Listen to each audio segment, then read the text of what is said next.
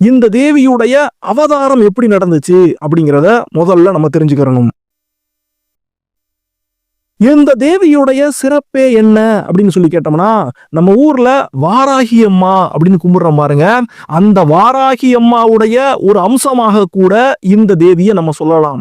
வாராகி அம்மா எப்படி நம்முடைய எதிரிகள் கிட்ட இருந்து நம்மளை காப்பாத்துவாளோ, எதிரிகளை எல்லாம் துவம்சம் செய்வாளோ, அழிச்சு முடிப்பாளோ, அத போல இந்த தேவி பகலாமுகியும் எதிரிகளை எல்லாம் கட்டுப்படுத்தக்கூடிய தேவியாக, எதிரிகளை எல்லாம் ஸ்தம்பிக்க வைக்கக்கூடிய தேவியாக, அவங்கள பேரலைஸ் பண்ணக்கூடிய தேவியாக, அவங்கள முடக்கக்கூடிய தேவியாக நமக்கு அருள் புரிவாள். அதுதான் அவளுடைய ரொம்பவே முக்கியத்துவமான அந்த சிறப்பான அம்சமே, எதிரிகளை முடக்கக்கூடியவ.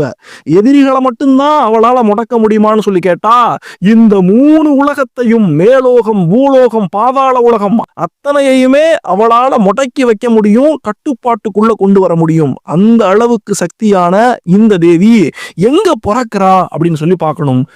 இந்த தேவியானவள் முதல்ல உருவான இடமானது சௌராஷ்டிர பகுதி. இந்த குஜராத்துடைய மேற்கு பக்கமாக சௌராஷ்டிர தீபகற்பம் அப்படின்னு சொல்லப்படக்கூடிய அந்த பகுதியில தான் இந்த தேவி முதல்ல அவதாரம் எடுத்து